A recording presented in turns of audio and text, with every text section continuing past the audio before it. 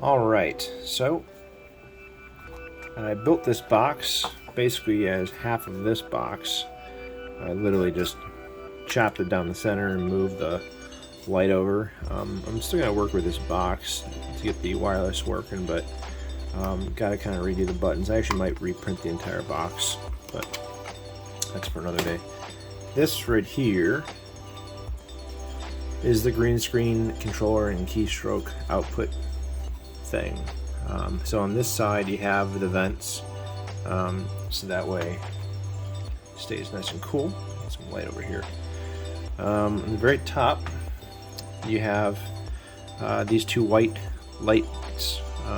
There's some LEDs behind it that'll indicate what it is. So one of these is a dim red light that'll come on when it's running code or it's doing something in the background. So if you press a button, you'll see it come on, and then the light will turn off once the code's done running. And the other one's going to be an LED color indicator. So if you're on green screen mode, it'll be green. If you're on blue screen mode, it'll be blue. Actually, let's go through the buttons real quick. So this outermost button, close to the edge, is green screen. This one's blue screen. Accept print is in the middle. Escape, so the escape key. And then the last one is brightness control, where you just click through and you'll see it get brighter and brighter, and then it'll reset to dim and keep cycling through. On this side you have the power input, the micro USB, which will go to your computer, which sends the keystrokes to your computer, and then the LED, of course. I made an adapter so that way you can take your light ring and then just literally connect it. And the reason why I had to make an adapter is because I couldn't print this in here and still have access to this release tab. So I had to make this the male, so that way you can still click it in and you can still release it. It's kind of hard to see in here because everything's black, but it clips in pretty nicely. Okay. And the other end's the same way, which can connect to your light ring. There you go. You may need to get an extension of this, but this at least makes it female to female. The bottom is kind of rough because that's where it was printing like this, and so I scraped it off. You could sand it if you want. I would not recommend sanding any of the other sides because it will become just dull, but the bottom is going to be monitored against something, so it shouldn't matter. Nothing on this side, and that's it. So let's go ahead and plug it in. So I'm going to connect the LED ring. Actually, I'm going to leave this disconnected so you can see what happens when you power it on without the LED ring connected. So first, you'll take your micro USB and plug it in, and then plug the other end to your computer. I don't have it hooked up because I don't want to send keystrokes to my computer. The other one is your power, and so it's going to go through a startup sequence. You can see the red light come on, and then once that red light goes out, it's done starting up. I put a 10-second delay in here just so that way if I had to reprogram it or interrupt any code, we have at least a window to do that.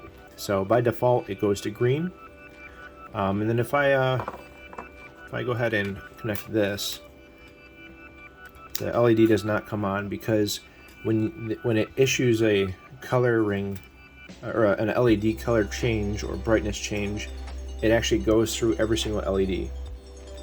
And so being that this was already powered on, there's no commands going through all the LEDs. So literally you just hit the green LED button, and after that red light goes out, you'll see the green LED come on. It should only take a few seconds because it's actually running the keystrokes right now. Let me try that again.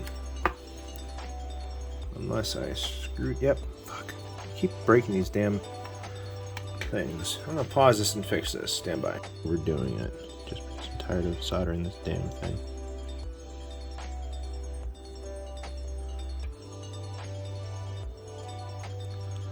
Should be enough to keep that bitch in place.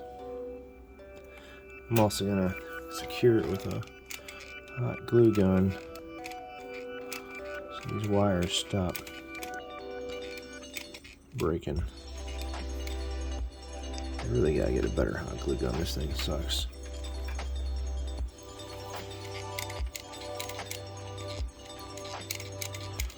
I don't really care about this light ring, it's just for testing anyways.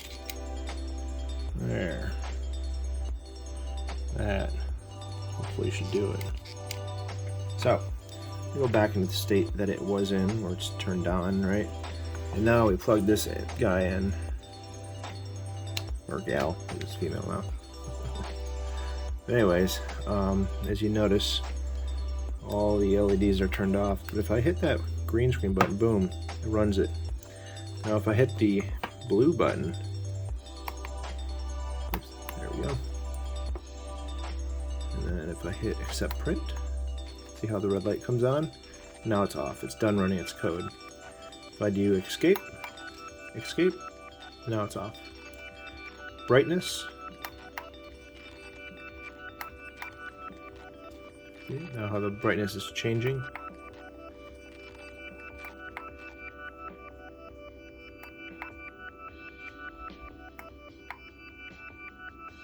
And that's it. Go back to green.